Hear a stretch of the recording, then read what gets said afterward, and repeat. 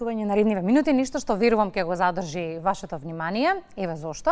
Професори и студенти е насловена третата групна изложба, годинава на 50 професори и студенти од 8 важни високообразовни институции во Македонија. Совршен приказ на менторскиот однос помеѓу професорите и студентите, што се ќе може да се види до 30 јуни. Дознаваме од Горијан Ѓорѓиев, уредник на ликовната програма на МКЦ. Добро утро, господине Ѓорѓиев, добре ни дојдовте во програма. Благодарам на повикот. Различни уметнички дисциплини, различни генерации на едно место можеме да забележиме до 30 јуни во МКЦ. Можеме да бидеме сведоци и на иновацијата, и на искуството, но и на традицијата и современите уметнички тенденции. Секако, многу битен момент и битен фактор на случување кој еве веќе трета година се случува во Младинскиот културен центар, каде што ќе можеме да направиме паралела до каде сме во некои ликовни аспекти и достигнувања во уметноста, во односот и релацијата на професор и студент. Тука истовремено може да се направи, како да кажем, тие што сакаат млади, секој сака да биде уметник од младиве деца, да види каде ќе се запише, да види кој е квалитетот на факултетот, кој е квалитетот на професорите, каква е релацијата. Така, тоа беше еден потенцијален момент каде што публиката можеше да сама да се увери до каде сме, што сме и да тој што сака да биде уметник да дојде и да се одлучи. Така некој маркетиншки момент, кајде да кажам, да. Но не се малку на број, околу 60 научисници. Колку универзитети се тоа кои што го префатија предизвикот оваа година? Па тоа се 8. Има уште кои дали не стигна, дали праќаа некои пораки со некој свое неучество не е битно, кој ја ги внесува некој концепт исто на дали се концептуалната уметност влегува во некоја атракција. Сепак многу студенти, многу професори и мене најмногу што ме радува во овој настан е таа енергија што се појавува, можеби не кај сите факултети, нема да прецизирам, каде што студентите се радуваат заедно со своите професори дека настапуваат во едно вакво нешто, комуницираат, си пеат, се снимаат, се радуваат и тука ја гледате таа блискост и убавина и некако во самиот простор тука се створува една многу прекрасна енергија во која дури и јас како организатор и Младинскиот културен центар одредувам да, тој е тој факултет кој е вреден каде јас, моето дете, би го запишал. Така. И оваа изложба не е само доказ за важноста на уметничкото образование во државата, туку и своевиден приказ за тоа колку е важна таа релација помеѓу менторот и студентот. Што можеме да забележиме преку делата кои што ќе ги видиме, односно ги гледаме неколку дена во МКЦ? Колкаво е влијанието на менторите на делата на студентите или пак тука се забележува и слободата на креацијата, па можеби пркосот на студентот во создавањето на делото? Јас морам да му се заблагодарам на Лазе Трипков, кој е дизајнер и илустратор на оваа насловна полица, каде што има едно тројство. Тоа тројство, еве да го појаснам, институција, професори, студенти. Многу битно тројство, каде што самата институција е еден основен двигател на целото случување во уметничките дисциплини и динамика која ќе се одвива во едукацијата на студентите. Значи, институција како институција, нели, одредени директори, чуда, се што да набројуваме, тука се професорите и студентите. Така да, тие три фактори се многу битни и мора да се во корелација една како да кажем, тоа да лизга се измеѓу нив. Дали така функционира навистина во пракса? Што забележавте вие? Па, во пракса, пак ќе кажем, има еден проблем. Проблемот е генерален, можем да кажем тоа и дури во апликациите. Тој што е спремен да пополни апликација во Министерството за култура, многу лесно може да го направи проект. Тој што има докторирано, може многу лесно да стане професор. Тој што има магистрирано, може да влезе како асистент.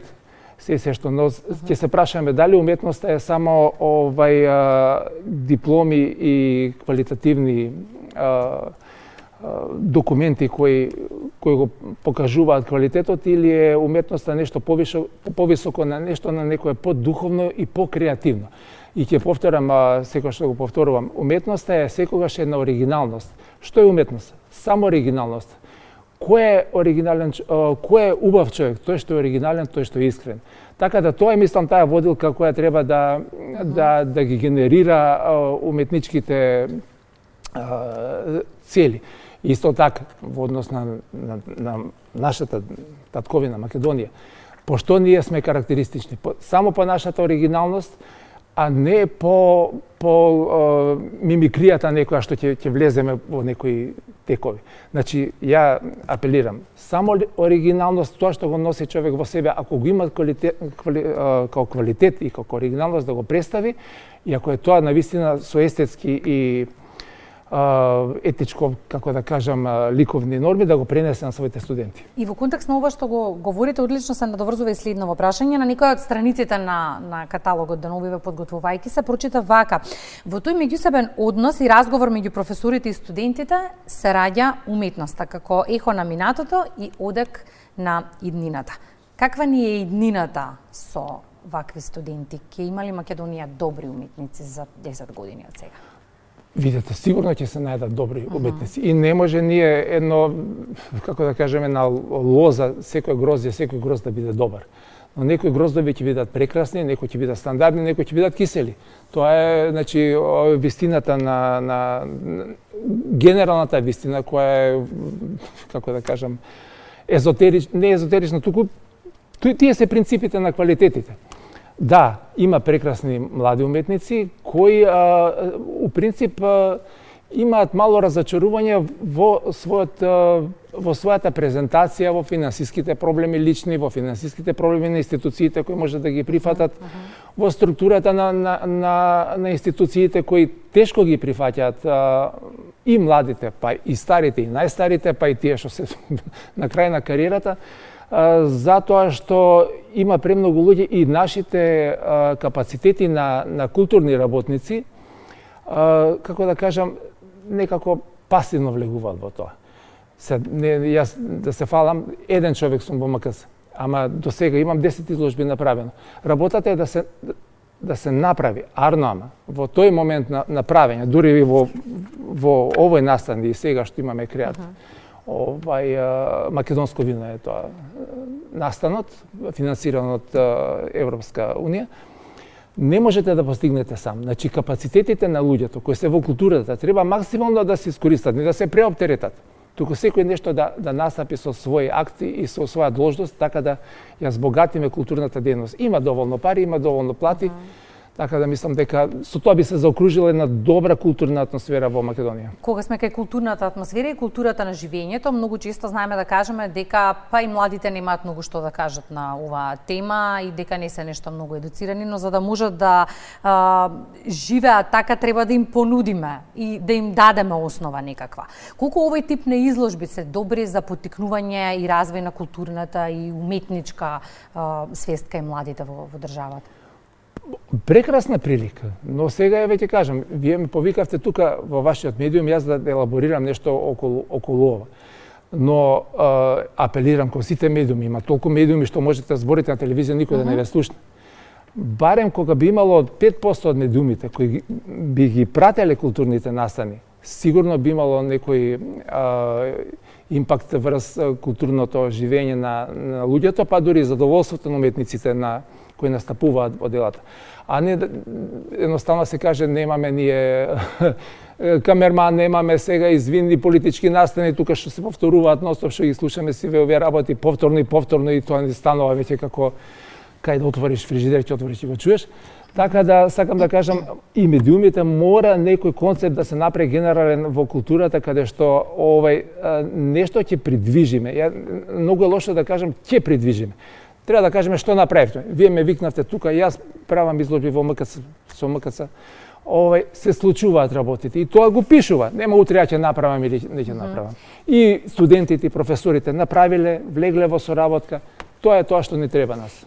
Изминатиот период во некој неформален разговор, мислам дека и на социјалните мрежи, ја слушнав една изјава на председателката на државата која што кажа: одлична можност би било зошто еве ниедни информативни изданија или ниту една дебата не се започнува со некаква вест од културата, со некаква најава за концерт или најава за изложба. Тоа е тоа што меѓу другото ни изеде во секојдневното функционирање, тоа што навистина ни е потребно, па можеби еве ова е одлична идеја апсолутно. Се чини дека изложбата меѓу другото е во совршено време кога матурантите треба да одлучат каде да се запишат и кога го бираат својот пат, ако се за уметност, кога го бираат својот пат, можеби ова ќе им улесни во голема мера. Па јас се надевам, добра прилика беше. Да. Локацијата секако не е случајна. Скопје, ако нешто е символ на Скопје, тоа е МКЦ, ако нешто е символ и на културата и на уметноста, тоа е МКЦ. Која е улогата меѓу другото на МКЦ во поддршката на младите уметници? МКЦ ги поддржува младите во паралела со искуството на старите. Така да, барем јас се трудам, еве сега, во каталогов имаме историчарка на уметност која е спремна да работи како со ентузијазам, Наде Циева, која се уште студира. Но тука и професор Кирил Пинушлиски, кој е меѓу врвот на етаблираните историчари на уметност. Така да секогаш ќе правиме таа паралела млади и постари. Секогаш кога младиот со голема гордост ќе овдека во случајов ќе биде историчар критичар на уметноста, или па млади уметници кои ќе се представат во галериите на Младинскиот културен центар, но и стари ретроспективни уметници од кои ќе можат младите уметници многу да научат за тоа што треба понатаму да го работат од искуството нормално на постарите. Ја заокружуваме третата групна изложба. Какви се очекувањата за четвртата? Сега веќе очекуваме и да биде традиционална и да продолжи апсолутно. Па апсолутно да, но Што на малку што ви недостасуваше во ова, а сакате да го има во следната? Така да го преформулираме. Ја би сакал да имам јас имам одредена екипа, но секогаш таа екипа е многу одговорна, ама одговорна тие се креативци кои се на многу полиња. Мене ми требаат луѓе кои се слободни, како да кажам, или комотни во својата работа, кои ќе можат да партиципираат во овој настан и настанов да биде достоен на своето име и на својата улога што ја случува. Значи, мојата желба е само повеќе соработници кои, па дури и луѓе кои ќе волонтираат во оваа работа и ќе научат нешто, па за понатаму и они да направат таков проект, па дури и да го преземат овој. Се надевам дека ќе биде така, поддршката медиумска од нас ја имате. Ви благодарам многу за гостувањето.